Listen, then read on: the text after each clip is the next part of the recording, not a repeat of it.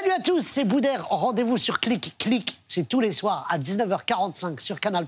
Et n'oubliez pas de vous abonner.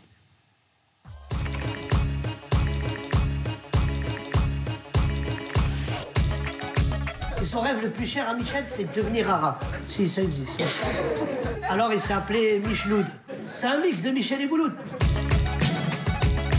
Alors, le biais du rire peut soigner certains faits de société, pas tout, mais au moins réveiller certaines consciences. Oui, c'est-à-dire que moi, au départ, la police, c'était pas trop une vocation. Non, arrêtez, arrêtez. Hé, dis donc, petit farfadet.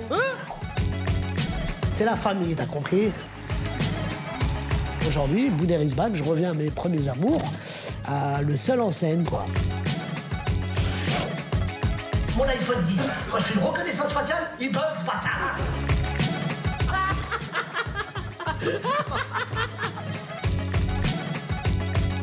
Bienvenue au Grand Cirque, mes petites beautés. C'est pas le nez qui fait le clown. Clown, c'est un état d'esprit. Quand tu fais ce métier-là, tu t'appartiens plus, t'appartiens aux gens. Bonsoir, Boudère. Quel plaisir de te recevoir sur le plateau de Clic. Soyez bienvenue. Merci, Pauline. Je vous en prie. Enfin, ça fait y est. longtemps qu'on devait se Ouais, voir. Hein. on s'est rencontrés pour la première fois sur ce plateau, Boudère. Pas Exactement. ici, mais sur le plateau de Clic. C'était avec Régine. Exactement. Oui, je me souviens. Très beau souvenir. Boudère, vous êtes en tournée avec votre spectacle Boudère is back. C'est jusqu'au 26 janvier. Ouais. Le 12 janvier, ça se passe au Zénith de Paris. On regarde. C'est moi, je vais couper le kit balai, moi. Mon papa n'a pas pu venir. Madame, c'est moi le père. On va faire une recherche ADN quand même, hein.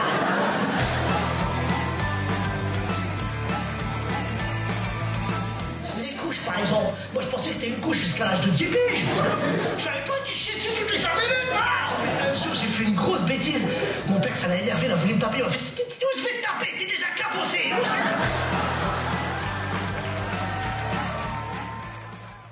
Boudère, ce spectacle, vous l'avez voulu sans vulgarité pour toutes les générations. Vous parlez de vos débuts dans le milieu artistique, du RSA, du Maroc, de votre fils. Peut-être pas dans l'ordre. Oui, si, c'est un petit peu comme ça. Ouais. Tout le spectacle se passe dans ma chambre d'enfant. Ouais. Et je raconte tout ce qui s'est passé à partir de cette chambre d'enfant. Alors, les déboires de mon premier spectacle, moi qui suis papa aujourd'hui, et donc plein de choses de façon très légère, sans vulgarité, pour pouvoir attirer les familles et les enfants. Ouais. C'est souvent ce qu'on dit d'ailleurs de vous, que vous êtes un rassembleur. Bah, j'essaye, parce que le vivre ensemble, c'est un petit peu... c'est mon combat. Il faut qu'on puisse vivre ensemble, qu'on puisse... on n'est pas, je le dis souvent, on n'est pas différents, on est autrement. Et c'est ce qui fait la beauté de ce pays, et d'être d'origines différentes, de religions différentes ou pas, et de s'aimer les uns les autres, c'est très important. Alors aujourd'hui, ça fait bisounours quand on parle de ça. Souvent, les gens me disent « Ouais, mais oui, mais peut-être faut qu'on revienne aux bases, ces bases-là, de s'aimer, d'aimer les autres et de ne pas les juger, et de pouvoir vivre ensemble. C'est important. Ouais. Et justement, dans la période qu'on traverse, qui est très clivante, très virulente, Ouais. ça a un sens particulier. Vous mettez une énergie différente, une conscience différente dans ce que vous faites. Oui, c'est encore, ça prend un sens encore plus grand, quoi, parce que le travail d'un artiste, d'un humoriste, enfin, c'est ce que je pense, hein. Enfin, à mon niveau à moi et avec mon style à moi, c'est de rassembler les gens. Je parle dans mon spectacle légèrement de l'actualité, mais je parle surtout du vivre ensemble, parce que je suis français, d'origine marocaine, de confession musulmane. Ce qui se passe dans le monde me touche. Je ne suis pas obsolète à ce qui se passe. On me demande souvent, des fois, mon avis. On est venu vous chercher sur ce sujet-là en particulier? Oui, bien sûr, sur les réseaux sociaux, on me demande de donner mon avis, mais moi, je manifeste, je prie, si je peux faire des dons, j'en fais, et le but, c'est vraiment qu'on vive bien ensemble, c'est hyper important. C'est très important pour moi que tout le monde vive ensemble en paix, quoi, c'est important. Boudère, vous êtes né au Maroc, Oui. dans un tout petit village, en plein été. Ouais. Cette anecdote, on l'a entendue quelques fois, mais elle est tellement géniale. Au moment où vous naissez, le médecin dit à votre maman, enfin, surtout le médecin qui est aussi veto, qui est aussi plein de choses. Carreleur et plombier. Non, il lui dit une chose plutôt très inquiétante. Il lui dit que vous avez un problème respiratoire Exactement. et que vous ne passerez pas l'hiver. Je passerai pas l'hiver, je passerai pas le mois de décembre, alors que je suis né en août. Et du coup, ça a été une nouvelle grave que ma maman n'a pas acceptée. Et elle a écrit à mon papa qui travaillait ici en France et qui lui a dit, voilà, ton fils qui est né, normalement, il passera pas l'hiver à cause de... on ne sait pas ce qu'il a, en fait. Et mon papa était ici, il a dit, non, cet enfant va naître. Cet enfant va vivre, je vais tout faire pour le faire ramener en France. Et on est venu à l'hôpital Necker. Et comme souvent, on a coutume de dire, faut pas oublier d'où on vient. Moi, je viens d'hôpital Necker. J'ai été soigné à l'hôpital Necker. C'est ce qui fait qu'aujourd'hui... à mes heures, souvent, je retourne à l'hôpital, que ce soit Necker ou Debré, pour voir les enfants hospitalisés, pour apporter un petit peu de joie dans leur cœur. Et donc voilà, et je suis arrivé, je me suis soigné ici en France. Et vous revenez souvent à l'hôpital Necker, vous venez de le dire, mais aussi pour revoir les clowns. Je crois que les clowns, ils ont été très importants dans votre vie et vous leur avez même rendu un hommage magnifique, 30 ans plus tard, à ces hôpitaux, à ces clowns qui étaient là pour distraire les enfants. Et c'est un film génial dont vous étiez venu nous parler déjà dans Click, c'est Le Grand Cirque, qui a été co-réalisé avec Gaël Fazerana. On regarde un extrait. Tu crois que c'est facile d'écrire des sketchs? Tu crois que c'est facile de faire rire les gens? Mais lâche-moi, toi. De toute façon, j'ai fini, hein. C'est tout pour moi.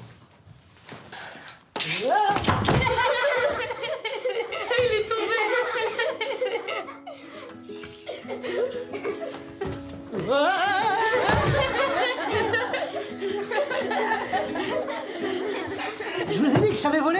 Non. Alors, attendez. Comptez avec moi. 3, 2, 1... Bon, allez, les petits chats, on retourne dans les chambres. Moi, je me souviens que ce film, il nous avait bouleversés à la rédaction. On l'avait tous beaucoup aimé. Il y avait quelque chose de très singulier, qui était à la fois, bien sûr, de la rigolade, comme on vous connaît, mais aussi quelque chose de très poétique, de très sensible. J'ai voulu parler de mon expérience, il y a du vécu, et je pense que quand on ne triche pas à l'écran, ça se voit tout de suite. Et moi, j'ai rencontré, quand je suis arrivé en France pour me soigner, j'ai rencontré ces artistes, qui pour moi sont des grands artistes, qui n'ont pas cette notoriété qu'ils devraient avoir normalement, qui viennent dans les hôpitaux et qui font des tours de magie, des blagues pas drôles, mais qui font rire nos parents et qui nous font rire, nous, enfants hospitalisés. Et donc, j'ai voulu leur rendre hommage à eux et à toutes les personnes qui travaillent dans le milieu hospitalier, parce que des infirmières, les docteurs, enfin, tous ceux qui travaillent dans ce milieu-là font un travail et ils font un sacrifice énorme pour le bien-être des autres. Chaque soir, Boudère, on demande à notre invité l'image qui a marqué notre enfance. Et je tiens à vous le dire, la vôtre, elle nous a ravis. On regarde votre Madeleine de Click, c'est Cynthia ou le rythme de la vie. Mais oui. Merci pour ça. De sauter, de danser. Oh Cynthia, C'est très dur, mais j'y arriverai. oh Cynthia, C'est normal, tout le mal qu'on se donne. oh Cynthia, Je serai une vraie championne. La gym, je m'entraîne, j'aime la gym. J'aime la gym, Mais c'était Boudère. super, ça. Mais parce que moi, à mon Pourquoi ça époque, on vivait au rythme des dessins animés. Ouais. Et quand il y a eu Cynthia, avec mes potes de quartier, on s'est mis à faire du ruban. Mais non. Ouais. C'est quand ils nous ont dit il faut mettre un tutu, c'est là on s'est dit bon là Ouais. on va changer de sport. Mais voilà, c'était c'est l'histoire de cette petite fille qui fait de la gym et qui se bat pour être une grande gymnaste et qui se bat pour ses rêves. En fait, c'était un petit peu moi quand j'étais petit, je me battais pour réaliser mes rêves. Un de vos rêves à vous, j'ai cru comprendre que c'était aussi d'être footballeur, que vous aviez même Ouais. été repéré quand vous étiez petit, mais qu'il y avait un petit malentendu. Moi, c'est vrai, j'avoue, j'ai triché sur ma date de naissance. J'ai Ça va. joué... en fait, j'ai joué 12 ans en moins de 8 ans. Donc, Ok. c'est qu'à un moment Ça donné... va, ouais. Et il y avait un recruteur du PSG qui était là à l'époque. Hein. C'était pas Ah ouais. le PSG d'aujourd'hui avec tout l'argent qu'il y a. Mais quand il m'a vu jouer, il m'a dit « Mais t'es très fort, on va te prendre, on va te mettre au centre de formation. Et voilà, tu verras. » Et alors, j'étais super content. J'étais voir mon entraîneur, Pierre. Paix à son âme, qui nous a quittés. Et je dis, Pierre, ça y est, je vais aller au PSG. Il m'a dit, mais est-ce que tu lui as donné ton vrai nom, ton vrai prénom et ta vraie date de naissance? Ah ben, je lui ai dit non, je vais pas dire. Et quand je lui ai donné ma vraie date de naissance, Ouais. il m'a dit, bon, là, ça va être compliqué. Fin du jeu, quoi. Ouais, Et votre vrai nom, justement, vous le devez aussi à un footballeur, Aziz Bouderbala. exactement. Qui est un des- Qui faisait, alors, des Aziz, plus grands c'était footballeurs. très grand joueur du Matra Racine, d'origine marocaine, comme Ouais. moi. Et voilà, après, il a joué à Lyon, il a joué au Servette, et il était le capitaine de l'équipe nationale marocaine. Et puis moi, c'était vraiment mon joueur préféré, quoi. Il y a autre chose aussi qui m'a beaucoup amusée en travaillant sur votre cas, justement, Boudère, c'est qu'on se rend compte que le rire, il vient, et c'est pas toujours le cas, mais avec l'école, et notamment avec un proviseur qui vous a dit maintenant, ou tu Ouais. vas à l'atelier théâtre, ou tu sors. Ben, en fait, ce qui Et se en passait, fait- c'est qu'il y avait un atelier théâtre en première année de BEP à Armand-Carrel. Et la troupe qui était au théâtre, ils étaient 4-5. Ils ont dit aux profs de théâtre, ils ont dit, écoute, il y a un mec qui est super marrant, mais il est drôle, il nous fait rire tous les jours. Et ça serait bien de l'avoir pour le spectacle de fin d'année. Donc moi, quand ils me l'ont proposé, j'ai dit oui, parce qu'il m'a dit que c'était un vendredi. Moi, je pensais... Vous alliez gratter un peu pour le week-end, Je me quoi. suis dit que j'allais rater les cours. Mais Ah non, ouais. quand ils m'ont dit qu'il fallait revenir vendredi à 18h, Aïe. alors que moi, je finissais à midi, Ah ouais, non. je dis non, c'était pas possible. Donc, elle est partie voir le proviseur. Elle dit, écoute, franchement, on en a besoin de ce mec, parce qu'il a une bonne bouille, il est drôle et tout. Et il lui a dit, vous inquiétez pas, la prochaine bêtise, comme il va en faire une dans pas longtemps, je vais lui lancer un ultimatum. Donc, il m'a dit, soit je te vire 3 jours, ce qui Soit est c'est l'équivalent d'une guerre civile à la maison, Ah ouais. ou alors tu fais du théâtre. Et là, j'ai été faire du théâtre et j'ai rencontré le théâtre d'improvisation. Et j'ai pris les premiers rires de mes bêtises devant des gens. Vous vous souvenez des sensations justement que vous avez ressenties ouais. à ce moment-là? Une adrénaline, mais tellement forte. J'avais jamais ressenti ça. Les gens riaient à mes conneries, quoi. Et ça D'habitude, reste- ça arrive en classe. Bon, on se fait virer pendant le cours. Mais là, Ah, bon. il y avait presque, je crois, il devait y avoir 180 personnes qui applaudissaient, qui riaient à mes singeries. Et je trouvais ça magnifique. Il y a un passage un peu plus sérieux derrière. C'est-à-dire que vous étiez normalement destiné, ça va peut-être étonner des gens, mais à être comptable. Et vous aviez Ouais. vraiment, sincèrement envie d'être comptable. J'avais cette envie-là. J'avais envie de travailler dans un travail qui est pas loin d'un chauffage. Voilà, Ok. un bureau, Ça, un je peux chauffage, comprendre. être bien, Ça se tient. que mes parents soient fiers de moi, que je Ouais. puisse les aider. Et je voulais être comptable et j'ai fait des études. Alors, ça n'existe plus aujourd'hui. J'ai eu un DUG Ouais. AES, Ouais. option gestion, parce que j'étais fort vraiment en compta. Et, dis-moi. mais j'ai jamais trouvé de travail, donc ça a été toujours c'est fou. compliqué. Et ça, c'était dingue. Mais je remercie, moi, souvent, je remercie tous les gens qui m'ont pas pris dans les... qui m'ont pas accepté dans leur société, parce que Alors que grâce vous étiez à eux... compétent pour les postes. Oui, je pense très bien que j'étais compétent, mais mon nom et mon nom de famille, mon prénom, ma tête peut-être, mes origines, le quartier où j'ai grandi, tout ça, ça devenait des tares pour eux et c'était compliqué. Mais je les remercie parce que grâce à eux, je suis ici devant vous ce soir. Et ça, c'est Baudère. Oui. À chaque fois. Il y a toujours ce renouveau, cette espèce de leitmotiv d'énergie de continuer. Et il y a une rencontre derrière qui change toute votre vie, c'est celle avec Mouss Diouf. Mousse. Votre C'est- papa artistique. C'est comme ça que Ah. vous l'appelez? C'est lui. C'est lui. Alors oui, il y a de l'humour, il y a de la comédie qui est innée en moi, il y a de la déconnade, mais le professionnalisme, le sérieux, celui qui m'a fait rencontrer ce métier-là, c'est lui. C'est vraiment le seul, quand j'ai commencé, qui m'a tendu la main, qui m'a mis le pied à l'étrier. Et j'espère vraiment... Enfin, j'étais avec lui jusqu'à son dernier souffle, et j'espère que là où il est fier de moi. Et c'est vraiment lui qui a cru en moi, tout simplement. Il a eu une phrase qui était très simple. Il m'a dit, Boudère, moi j'ai 30 € dans ma poche. Enfin, façon de parler, j'ai pas beaucoup d'argent pour te produire. Mais si ça marche, on rigole. Et si ça marche pas, on rigole. Et moi, je trouvais ça beau. Enfin, il n'est pas venu en me vendant, je sais pas, moi, des Ferrari. Des merveilles, Non. ouais. Et on a la même mentalité. Et Mouss Diouf, beaucoup l'oublient, mais Mouss Diouf, ça a été le premier Français d'origine africaine à la télé, issu des banlieues, de Bobigny, il est de Bobigny. Moi, quand je le voyais dans Julie Lescaut et tout ça, mais on était fascinés par ce mec, avec un cœur énorme. Et voilà, donc oui, c'est lui. C'est lui, bien sûr. Derrière, c'est la consécration avec Neuilly sa mère. Ouais. Là, ça y est, tout le monde est fan, tout le monde vous reconnaît. C'est vraiment un moment particulier dans votre Ouais. vie d'acteur. Bien sûr, parce que là, lui, sa mère est arrivée à un moment où j'en remercie Jamel Ben Salah, qui est le producteur de ce film, et Gabriel aussi, qui a réalisé. Et je remercie Jamel, c'est Jamel Ben Salah qui est venu me chercher, qui m'a donné ma chance au cinéma. Et et donc voilà, et quand il y a eu ce film-là qui arrivait au bon moment, à un moment où la France avait aussi besoin de rire, de quelques trucs, parce qu'on était dans un moment politique un peu bien spécial, avec ce gamin qui est fan de Sarkozy, et ce gamin qui vient des quartiers. Donc c'était Très, très drôle. c'était déjà dans ma mentalité du vivre ensemble. Et ça a marqué plusieurs générations. Vraiment, ce film, ça a été... je rencontre encore des gens aujourd'hui, alors ça me rajeunit pas. Hein. Ils disent, mais quand j'étais petit, je te regardais dans le Mais il repasse régulièrement et c'est vrai que tout le monde est fan de ce film. Exactement. Suite à ça, vous avez un premier rôle Ouais. dans votre film Peur sur la ville. Et là, l'histoire est un peu moins drôle parce qu'en réalité, le film sort 15 jours avant Intouchable. Ouais. Et c'est un coup dur, quoi. Ça se passe pas super bien. Ça se passe pas bien au niveau des entrées, des sorties, de tout ce qui est un petit peu milieu artistique. Au niveau des entrées, il a fait quand même 500 000 entrées. Oui, c'est pas anecdotique non plus, voilà. mais... Rien, mais on pouvait pas combattre. C'était compliqué parce que tous les festivals où on allait, on nous disait, mais écoutez, on vient de regarder Intouchable, ça y est, Ouais. c'est le film de l'année, il n'y aura pas mieux. Et puis c'est vrai, c'était un film exceptionnel. Et nous, on arrivait juste derrière, alors le timing n'était pas bon, on aurait peut-être dû sortir au mois d'août, on l'aurait sorti avec Casse Départ. Mais bon, je suis très fier de ce film-là. Ce film a bien marché après à la télé, il a une longue vie, dans les réseaux aussi après.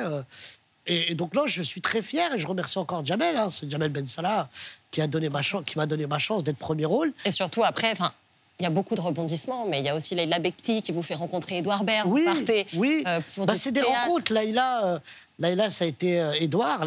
Ils m'ont fait aimer le théâtre. Ouais. Je me rappellerai toute ma vie. C'était un 31 décembre. C'est pas C'était commun, pas quoi. anodin. C'est Et un beau Laïla cadeau de m'appelle. nouvelle année. Et donc, quand on s'appelle avec Laïla, on est direct, ça va, tu vas bien. Et puis après, on parle tout de suite, quoi. On est cash parce qu'on s'apprécie, on se connaît très bien dans la vie. Et tout de suite, elle m'a dit, voilà, je vais te passer quelqu'un, Édouard Baird. Il m'a dit, bon, ben voilà, je fais une pièce de théâtre qui s'appelle À la française et j'aimerais que tu viennes en alternance avec Katmen. Et moi, ça m'a... Et c'était fabuleux. Ça a Vous été- savez, Boudère, on a souvent sur ce plateau des humoristes qui viennent et on a l'impression parfois qu'ils ne sont pas toujours très heureux. On a une image des comiques parfois un peu tristes, un peu névrosés dans la vie. Alors on s'est posé une question. Et j'aimerais qu'on en parle tous les deux après. Est-ce que ça existe des comiques heureux ? On les connaît et on les aime parce qu'ils nous font rire sur scène et aussi parce qu'on se reconnaît dans leurs mots du quotidien. Donc je vais prendre des antidépresseurs toute ma vie? Vous vous rendez compte? Une vie entière sous paroxétine? Non. Drôle sur scène, mais pas forcément dans la vie. Et ce mythe du clown triste, c'est sans doute Robin Williams qui l'incarne le mieux. Humoriste iconique d'une époque où on attendait des artistes qui nous fassent rire sans réelle considération pour leur santé mentale. You're only given a little spark of madness. And if you lose that, you're nothing. Alors est-ce que les humoristes font de l'humour parce qu'ils vont mal ou vont-ils mal parce qu'ils sont humoristes? Peu importe finalement. Tous ceux qui font ce métier, ça, ils ont un petit grain à la base, mais c'est pas comme tous les artistes quelque part. Ce qui est sûr, c'est que l'humour, ou plus exactement la scène, est un métier d'adrénaline qui requiert souvent de se mettre à nu. Pour vous, c'est un spectacle, moi, c'est ma vie. Et même s'ils ont longtemps été les premiers à se moquer d'eux-mêmes, certains humoristes décident de changer de cap pour se protéger. I've built a career out of self-deprecating humour. That's what I've built my career on. And I don't want to do that anymore. Alors entre ceux qui continuent à s'inspirer de leur névrose et ceux qui font le choix de préserver leur santé mentale, est-ce que finalement ça existe des comiques heureux? Alors, Boudère, c'est votre réponse qu'on veut là. Mais Est-ce qu'il y a des moi, comiques pour en revenir à... Enfin, on posait la question à moi. Moi, je suis en train de vivre ma deuxième vie. Moi, j'étais mort en décembre 78, normalement. Donc, je suis en train de vivre ma deuxième vie. Comment ne pas être heureux dans la vie? Bien sûr, je le suis. J'ai une enfance heureuse, des parents qui m'aiment, ma famille qui m'adore. J'ai un fils qui m'aime, j'ai des cousins, des amis. J'ai pas ce truc du clown triste. Alors, c'est vrai que des fois, on est à table, je suis pas toujours le premier à faire des blagues. Enfin, on a des discussions sérieuses. Ouais. J'en fais beaucoup, mais c'est pas pour ça que... Non, je suis très heureux, moi, dans ma vie. J'ai vraiment pas ce problème. Et je le fais... et je véhicule ça parce que c'est vrai, moi, j'entends ce que disent des collègues et je peux le comprendre. moi c'est... Comme on dit, moi, alhamdoulilah, ça va. Moi, j'ai aucun problème. Non, vraiment, je suis heureux dans ma vie. Mais je l'étais bien avant d'être humoriste. Et je monte pas sur scène parce que je manque d'amour. Souvent, on entend ça, les humoristes montent sur scène pour manquer d'amour. Non, moi, je monte sur scène. La scène est arrivée après. Moi, je voulais être comptable. Et la scène est arrivée au moment où je monte sur scène pour dire aux gens, hé, les gars, peu importe la tête que tu as, peu importe d'où tu viens, voilà, tu peux être aimé des gens. Tu peux être quelqu'un, tu peux réussir. Alors, chacun dans son domaine. Et moi, je monte sur scène pour ça, pour combattre le harcèlement scolaire, pour combattre le racisme, pour combattre l'antisémitisme, l'islamophobie, tous ces trucs-là, toutes ces nouvelles maladies qui sont arrivées de partout. Et je monte sur scène pour ça. Mais sinon, moi, dans ma vie, on va aller manger après, vous allez rigoler. Hein, j'ai pas de souci. Hein. J'en suis sûre. Vous savez ce qu'on a fait, nous, Boudère? On a cliqué sur vos réseaux. Vous voulez voir ce que ça donne? Oui, oui. C'est le clic sur.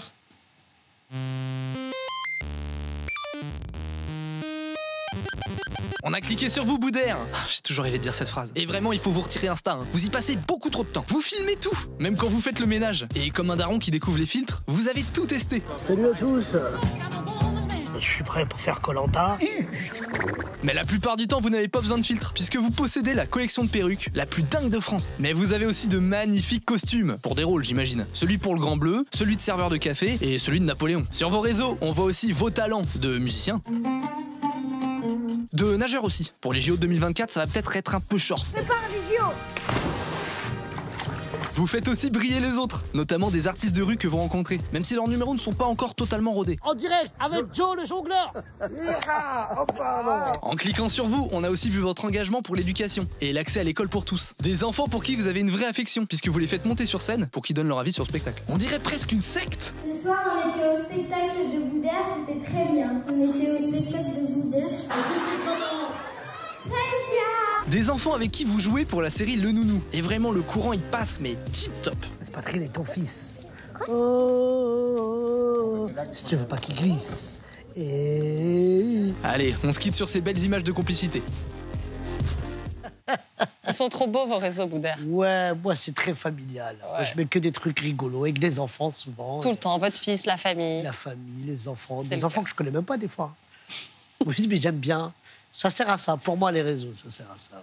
Boudère, dans cette émission, il y a une séquence culte, c'est l'interview à la carte. Le principe, il est simple. J'ai 7 cartes. La famille, les amis, les amours, les emmerdes, la haine, la mort et le miam-miam. Boudère, fermez les yeux, s'il vous plaît. Tirez une carte. Ah, il faut un bras de 3 mètres. Oh là là, il faut que je m'avance. Pardon. Allez, J'ai pas les cartes. Hein. on y va. Oh non, mais Quoi? c'est pas grave. Vous l'avez déjà vu. Vous saurez Laquelle? gérer. Regardez. La mort. Vous Quoi, la pouvez mort? ouvrir Ah, les bien. yeux. Vous avez déjà vu tout ça. Donc normalement, comment, Boudère, aimeriez-vous mourir? Comment j'aimerais mourir En m'endormant, tout simplement. Ne pas me réveiller. Qu'est-ce que Comme vous ça, je suis voulez? dans un rêve. Pardon. Pardon. Qu'est-ce que vous voulez qu'on écrive sur votre tombe? Qu'est-ce qui... Ici repose Boudère. Enfin, comme ça, je me repose, parce que je me repose jamais. Ici repose Boudère. Ça se tient. À votre avis, il se passe quoi après la mort? Après, ce qui se passe après la mort, moi, je pense que des gens gentils se retrouveront et les gens méchants se feront un petit peu punir, mais retrouveront les gens gentils après. Quelle est la personne décédée qui vous manque le plus? Ah, là, c'est Wahid. Wahid, il me manque. Bozidi. Ouais, il me manque beaucoup. J'ai pas envie d'en parler. Mais il me manque. À votre avis, vous avez plus de chances d'aller en enfer ou au paradis? Bah déjà, avec les bouchons qu'il y a sur la route. Non, bah, j'espère, je fais tout pour aller au paradis. Enfin, je fais tout pour être... je triche pas, je suis moi-même. Quand je me prends la tête avec quelqu'un, je n'endors pas, même s'il a tort. Et ça me touche au plus profond de moi. Donc, quand je dis des trucs sur les réseaux... des fois, là, ces derniers temps, On vous a dit qu'il fallait pas faire ça. Ouais, je répondais parce que ça me blessait, parce que les gens insultent bêtement sans savoir ce qu'on fait, nous, discrètement dans la vie. Mais ouais, non, je suis quelqu'un de gentil, je crois. Question Joker, c'est quand la dernière fois que vous avez pensé à la mort? C'est quand la dernière fois que j'ai pensé à la mort? C'est quand la dernière fois que j'ai pensé à la mort? Je peux vous dire ça. C'était avant d'arriver à Clic, je suis passé à l'hôpital Robert Debré. J'étais avec les enfants. D'ailleurs, j'embrasse l'association C'est que du bonheur de Marcy. Et j'étais au service hémato. Et puis, juste après, on est passé à un service qui était un leucémie. Et c'est à ce moment-là que j'ai pensé à la mort, tout simplement. Et il fallait pas que j'y pense. Fallait que je sois joyeux pour ces enfants-là, voilà. Merci Boudère, merci Beaucoup. En tout cas, ça c'est Boudère, c'est ce qu'on retient. Et je recommande à tout le monde de revoir votre film Le Grand Cirque, qui est un très très beau film qu'on avait adoré. Merci beaucoup Boudère. Merci à vous. Votre spectacle Boudère is back, il est disponible en tournée Tous les Zéniths de France, exactement. Partout. Et jusqu'à fin juin, m'a-t-on dit. Exactement. Là, le 12 janvier, vous êtes au Zénith de Paris. De Paris, à Strasbourg, Rennes, il y a plein de dates. Allez sur les réseaux, vous verrez. Et ça va, tout se passe bien? Oui, je suis heureux. Ouais. Parce que juste après les spectacles, je fais des photos avec le public et je m'amuse. Le spectacle continue même après le spectacle. Merci beaucoup. Merci Boudère. à vous.